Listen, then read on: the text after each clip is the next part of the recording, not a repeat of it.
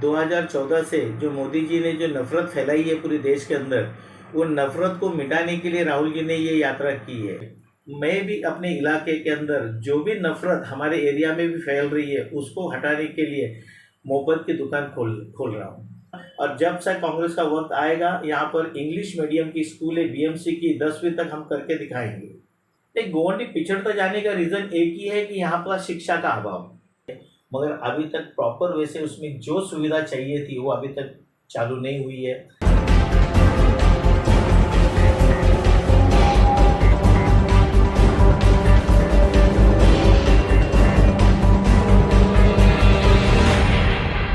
One 38 के ward में बात करने आया हूँ। विनोद जैन जी से, कांग्रेस के पुराने नेता हैं और कांग्रेस के लिए बहुत योगदान करते चले आए हैं। तो आज बात करते हैं इनसे 138 में किस तरीके की समस्याएं हैं, किस तरीके से लोग मिनॉरिटी को पसंद करना चाहते हैं। पहली बात तो मैं बताना चाहता हूँ कि हमारे जो राष्ट्रीय नेता राहुल गांधी जी, इन्होंने कश्मीर कन्याकुमारी से लेके कश्मीर तक जो भारत जोड़ो यात्रा निकाली, और यात्रा का मकसद ही एक है कि जो 2014 से जो मोदी जी ने जो नफरत फैलाई है पूरे देश के अंदर, वो नफरत को मिटाने के लिए राहुल जी ने ये यात्रा की है। आने वाले वक्त में वापस और एक दूसरी भारत जोड़ो यात्रा शुरू होने वाली है, वो भी जल्द आपको उसके बारे में भी आगाह किया जाएगा।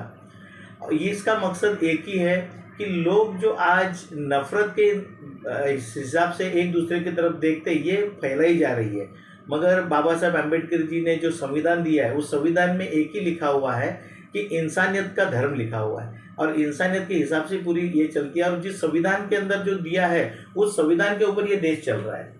तो आज इन्होंने जो नफरत जो फैला के रखी है, वो नफरत को हटाने के लिए राहुल जी ने मोहब्बत की दुकान का एक प्रोग्राम दिया है।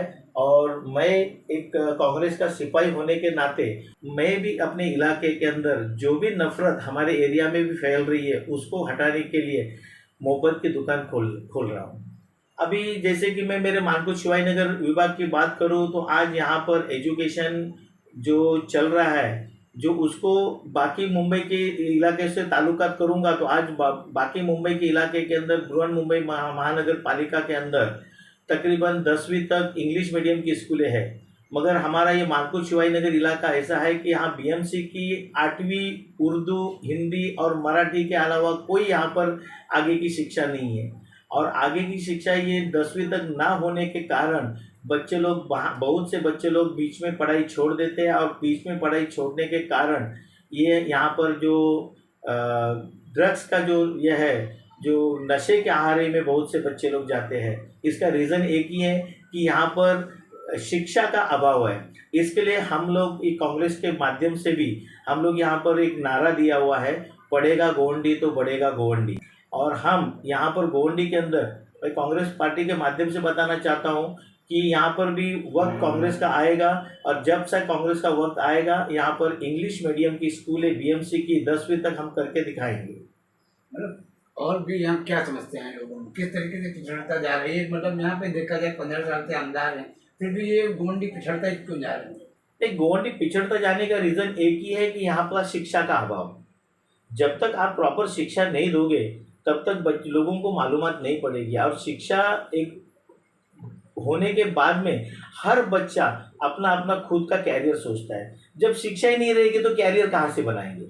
कल इमरान प्रताप रेड्डी जी, हमारे जो सांसद हैं, उन्होंने जो कल दौरा किया, उसके अंदर हमारे गोवंडी का जो जायजा लिया, उसके अंदर उनको बहुत सी तकलीफ़ें हुई है। उन्होंने देखा कि हमारा ये माइनॉरिटी इलाका है, ये माइनॉरिटी इलाके के अंदर बहुत से लोग इलिटरेट है, तो उनको हमारे को कल उन्होंने गाइड भी किया कि इस गोवंडी के अंदर ज़्यादा से ज़्यादा लोग किस तरह से एजुकेशन के लिए आगे बढ़ेंगे, उसके ऊपर हमको ध्यान देने के लिए कल बोला गया है। हमारे जो मुंबई अध्यक्षा जो वर्षाताई गायकवाड़ जी है, जो प्रोफेशन से खुद प्रोफेसर है, हम लोग उनके साथ में मीटिंग करेंगे और हमारे गोवंडी के अंदर किस तरह से इस एजुकेशन को आगे बढ़ाने के लिए, और खुद वो शिक्षा मंत्री थी बराबर, तो उसके हम लोग उनसे बातचीत करने के बाद में आगे की रणनीति बनाएंगे।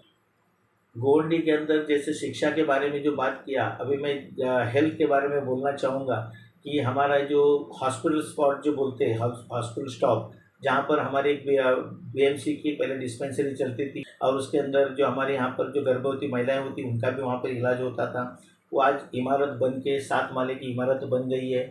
मगर अभी तक प्रॉपर वैसे उसमें जो सुविधा चाहिए थी वो अभी तक चालू नहीं हुई है।